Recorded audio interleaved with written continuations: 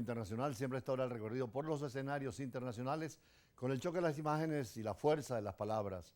Hace 2000 años ya los armenios estaban en ese territorio que parte hoy responde a Turquía y parte a Rusia. Afortunadamente, después de la Primera Guerra Mundial, todo el pueblo armenio consiguió con la Unión Soviética tener un Estado armenio y hoy son independientes y soberanos, tienen su territorio, su población y su gobierno, cosa que no han logrado los kurdos, que son también cerca de 40 millones y que en la Primera Guerra Mundial al final también preveía un Estado independiente y soberano, no fue posible allí tenerlo.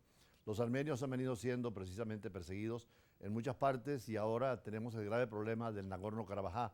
Ese es un enclave armenio dentro de Azerbaiyán y ha habido una guerra interna muy violenta con muchos muertos, destrucciones y armenios que se están yendo de ese Nagorno-Karabaj dentro de lo que es Azerbaiyán hacia Armenia, que los recoge con los brazos abiertos porque son cristianos dentro de esa dirección. Precisamente hay una comunidad armenia en Venezuela muy importante y son solidarios de esta actitud humanitaria que la Cruz Roja ya está presente y otras organizaciones de Naciones Unidas llamando al cese de fuego y a la paz porque las guerras a nada conducen. Precisamente la política es así y la política, sobre todo en las guerras, quieren tener el poder absoluto. No solamente en las guerras, sino en la paz. El que es presidente quiere quedarse en el poder y tener el poder absoluto. Por eso estamos viendo que en América Latina muchos presidentes de derecha o de izquierda no quieren irse del poder. Una vez que están allí, como dice Mitterrand, el famoso presidente de Francia, que el poder es una droga, que el que la prueba está ya atado a ella y por lo tanto no puede dejar de ser. Es lo que está pasando en Bolivia con el ex candidato Evo Morales, quien se convirtió por ahora en el primer postulante de la presidencia de Bolivia para las elecciones del 2025, en medio de una creciente confrontación con el gobierno de quien es su heredero político, Luis Arce. Esto no se entiende porque son del mismo partido, pero el poder es así. Fíjense que Pinochet era ministro del Interior de Allende y le dio el golpe a Allende. Y en muchos sitios el príncipe recomienda a Maquiavelo, que es el que ha estudiado más el poder, o el primero que abrió la vía del poder después de Pino Hobbes y tantos otros, es que el poder es absoluto y quiere ser absoluto siempre, y eso atenta contra el Estado de Derecho y contra la paz social. Los líderes cumplen una función y deben retirarse, pero así es el caso de Evo Morales y tenemos que ver qué es lo que pasa en los próximos meses. Con eso abrimos la tarde de hoy. Evo Morales buscará volver a la presidencia de Bolivia en 2025. El líder indígena y exmandatario de izquierda hizo el anuncio el domingo en sus redes sociales, argumentando que toma la medida obligado por los ataques del gobierno de su heredero político, Luis Arce. Morales gobernó Bolivia durante 3 periodos, entre 2006 y 2019. Pero ese año, tras un nuevo intento de retener la presidencia, estalló una revuelta popular que terminó en su dimisión. Se lo acusó de haber ganado las elecciones de manera fraudulenta, una acusación no comprobada.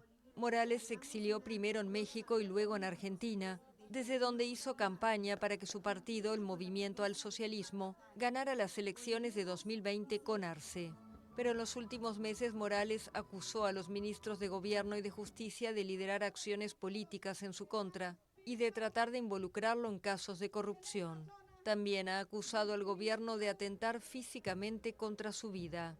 La pelea interna en el oficialismo tiene como telón de fondo quién será finalmente el candidato por el MAS, Morales o Arce. Arce, en el poder desde noviembre de 2020, ha indicado que el tema de su reelección no está en agenda todavía. Tendremos que ver qué va a pasar después de esta convención nacional. Lo cierto es que en América Latina se repite el fenómeno, también en África. Muchas veces los que dan golpe de Estado son los más cercanos al presidente. Así pasó recientemente en Gabón. Lo mismo que pasó siendo ministro de la Defensa en Níger con un golpe de Estado de Palacio. Y así lo hizo muchos otros, como Gaddafi en su tiempo, cuando destronó al rey ISIS, o pasó también con Anwar al-Sadat, después de tener a Mubarak junto a él. Siempre quieren mantener el poder y es difícil para la democracia similar, evitando la transmisión de poder y de mando y democratizando más el propio poder. Uno que no tiene elecciones el Papa o elección muy circunscrita, porque es un estado teológico, es un poco lo que pasa en Irán también, en el Islam. El que maneja el país es el religioso que tiene más poder. En el Vaticano pasa lo mismo, es un estado independiente, soberano, pero hay una religión católica que votan por el Papa solo los cardenales, recibiendo el sentimiento del mundo. Es por primera vez un Papa latinoamericano.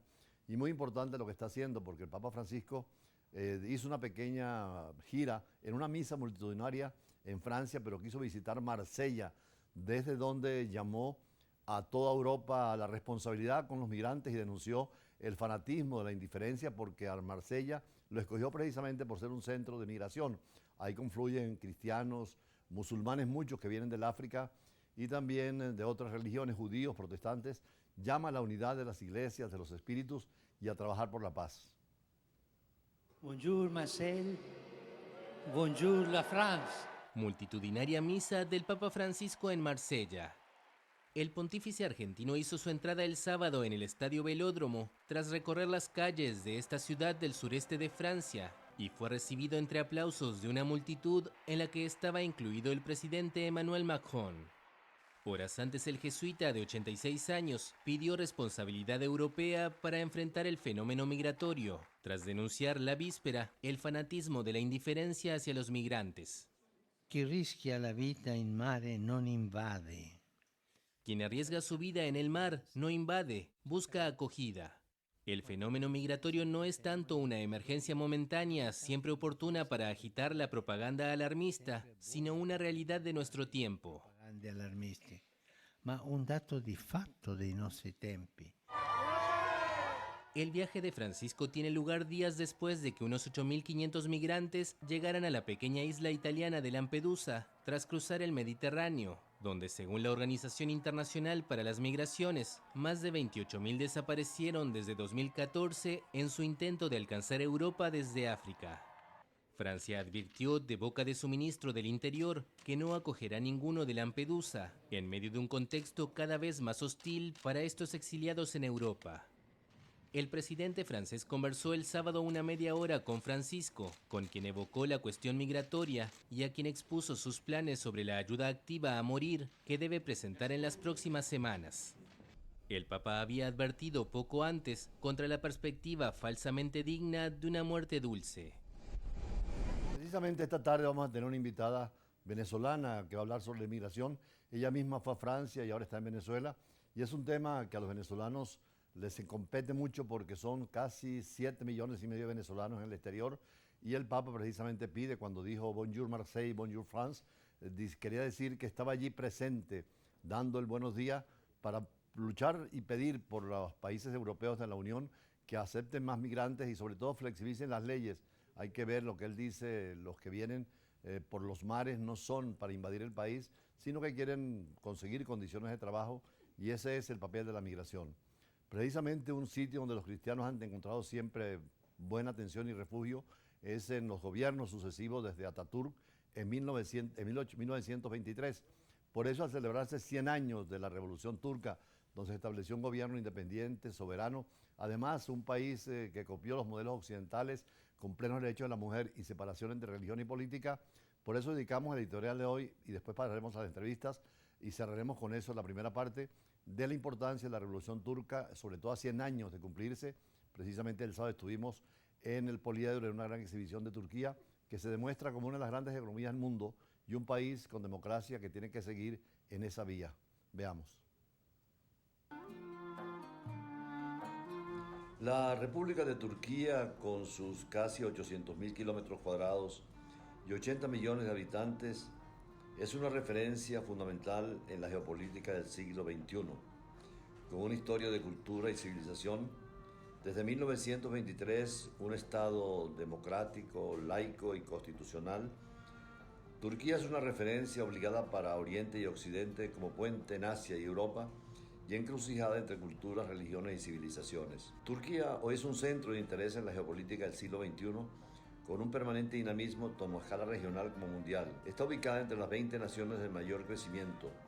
Su política exterior se fundamenta en el principio paz en casa y paz en el mundo, con la afirmación de la solución pacífica de las controversias internacionales. La Primera Guerra Mundial le obligó a Turquía a abandonar la vieja política de conservación de territorios a pesar de los esfuerzos de la clase dirigente turca de conservar el imperio.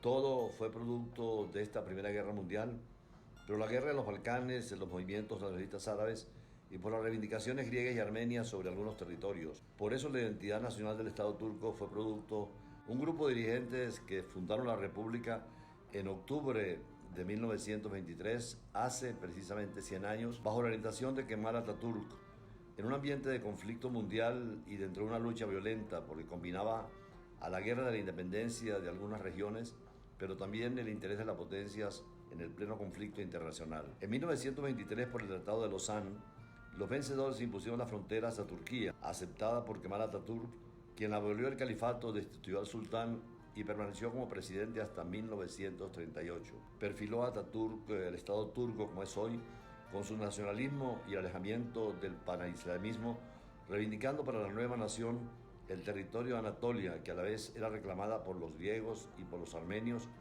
más allá de las pretensiones de los kurdos.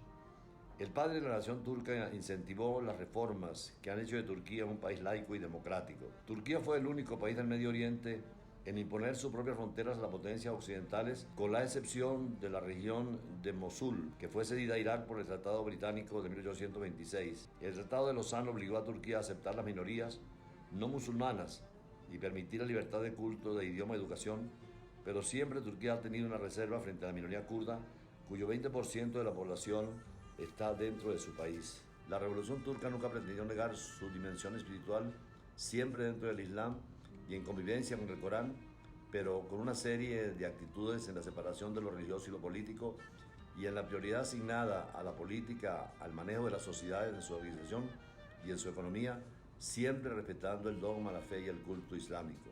Y aunque se privilegia el Corán porque son la mayoría, acepta, como lo vimos y hemos visto en Turquía, la convivencia con los cristianos y el judaísmo.